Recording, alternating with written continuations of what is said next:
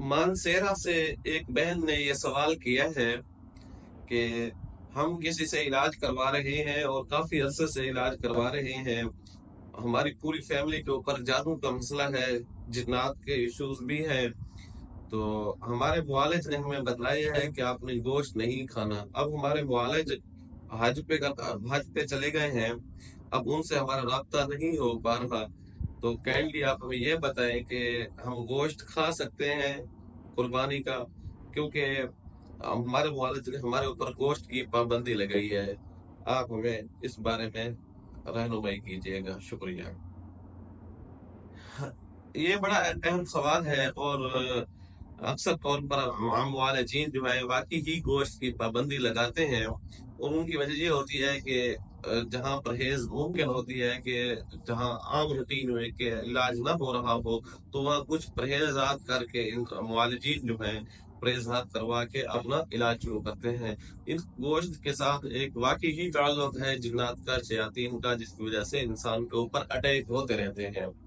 और हम खुद भी बाज दफा अपने मरीजों को इस चीज से रोकते हैं, लेकिन वो तब है कि जब बिल्कुल मरीज हाथ में ना आ रहा हो, कोई समझ ना आ रही हो, तो फिर कुछ परहेज लगाई जाती है।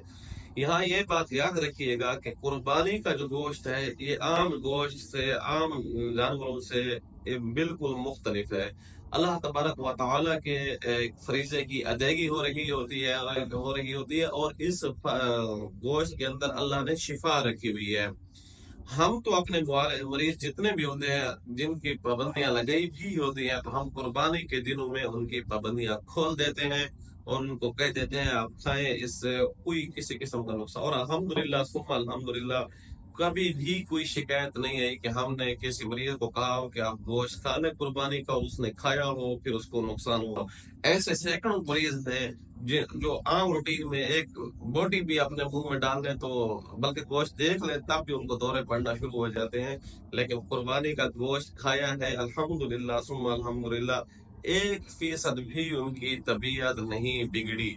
एक शिफा है कुर्बानी का गोश्त, बायस शिफा है। खाएं, एंजॉय करें और अल्लाह की नेमतों का शुक्र अदा करें। अल्लाह तबारक व तआला के साथ ताल्लुक को जोड़ कर रखें, मसनून अमाल की पाबंदी करें, नमाज रोजे और इन चीजों का एहतमाम करें, तिलावत का एहतमाम करें, नमाज किसी सूरत में ना छोड़ें। तो इंशाअल्लाह सुम्मा इंशाअल्लाह आपको परहेज करने की, इन कुर्बानी के जानवरों से, इनसे कोई गोश्त से डरने की जरूरत नहीं है। खाएं, एंजॉय करें। बाकी हर एक मुआलिज का अपना एक रूटीन होती है, अपना तरीकाकार होता है। अगर आपसे आपका उनसे राब्ता हो सकता है तो ठीक है। याद रखिएगा, यहाँ एक बात और मैं मेंशन करूंगा कि मुआलिज जो होना चाहिए वो शरीयत का इल्म रखता हो, हलाल और हराम की तमीज रखता हो, और अमलियात के फन को अच्छी तरह समझता हो, इसके ऊपर अबूर हो, तब जाकर आप उससे इलाज करवाया करें। रूटीन वाइज देखे देखे वाले आमिलीन मुआलिजीन से अपने आप को बचाएं। वो आपके अकीदे के ऊपर भी टाका डालेंगे, इज्जतों के ऊपर भी टाका डालेंगे, आपको हर किस्म का नुकसान पहुंचा सकते हैं। लिहाजा अपने इलाज करते हुए भी अपने आप को एहतियात करनी चाहिए। उम्मीद है आपको ये वीडियो अच्छी लगी होगी। आने वाली वीडियो तक के लिए इजाजत दीजिएगा। अल्लाह हाफिज।